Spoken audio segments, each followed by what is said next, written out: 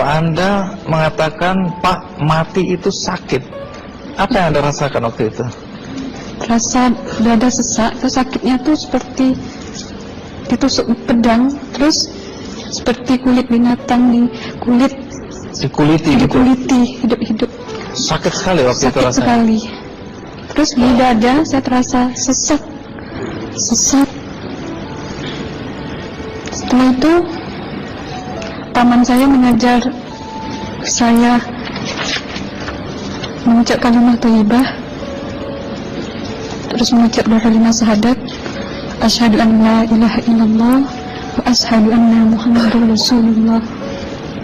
Apa betul waktu roh Anda itu dicabut dari kaki itu, Iya. Anda bisa melihat jasad Anda? Sempat saya melihat jasad saya pada waktu itu, tapi sebentar. Setelah itu saya dibawa pergi oleh 2 orang malaikat ini.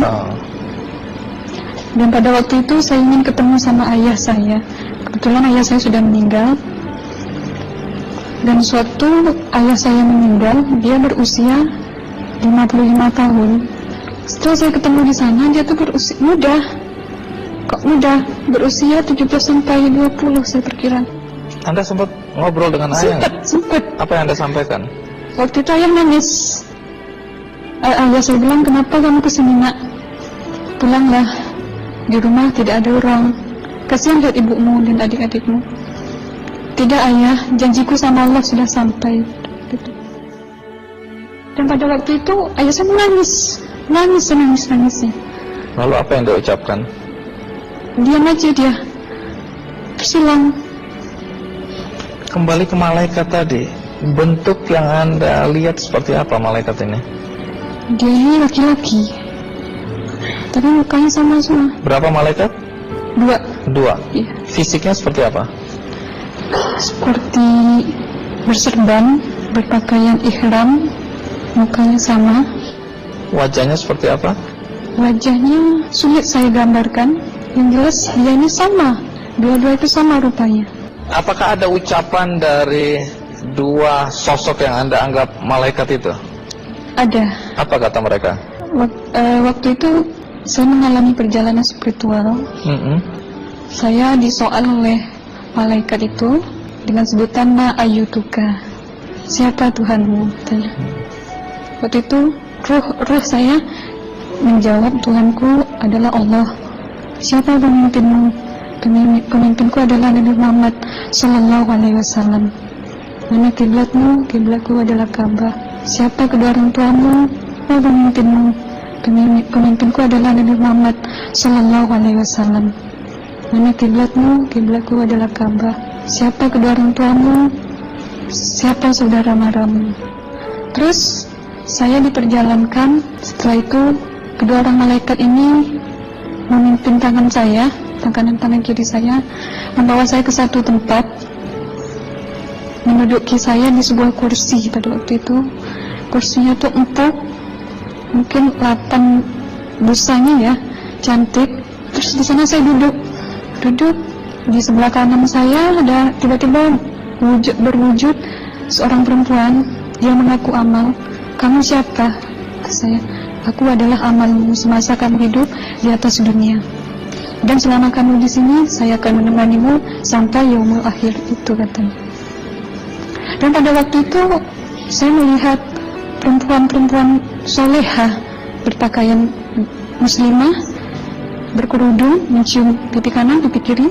Mungkin salam perkenalan pertama waktu menduduki di situ.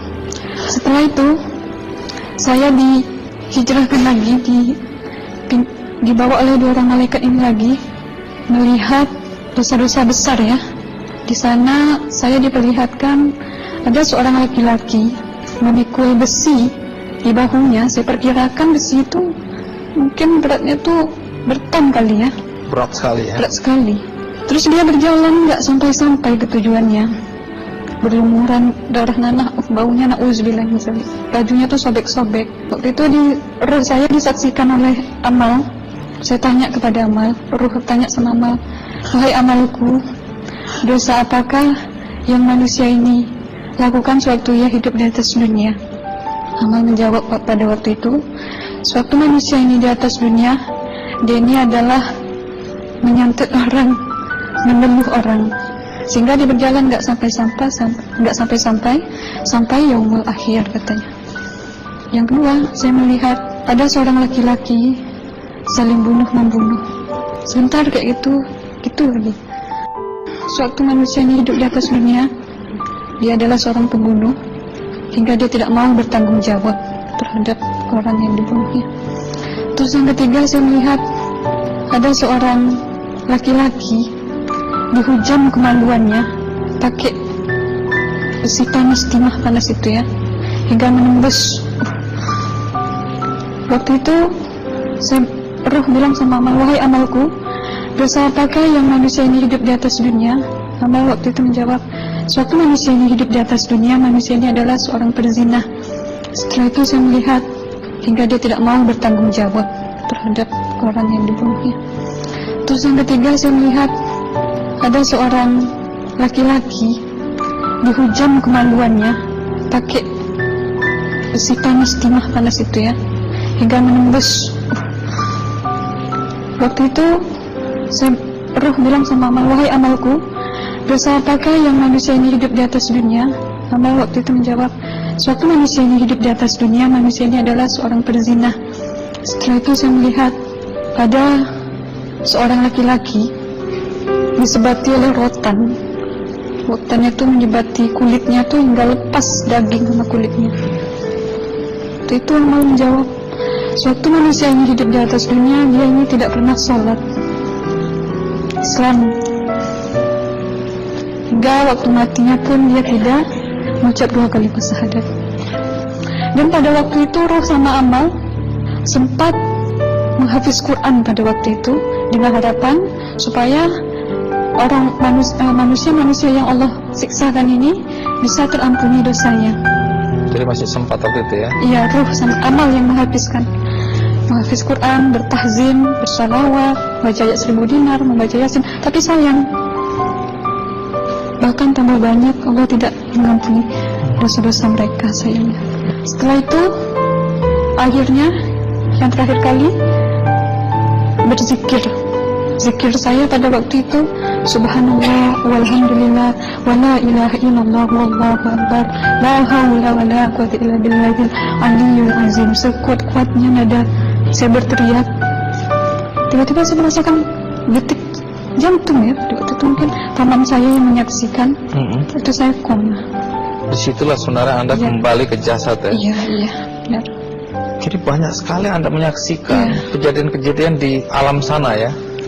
Nah, menarik karena waktu kami menghubungin Mbak Aslina, pada dasarnya Mbak Aslina keberatan menceritakan kembali kisahnya.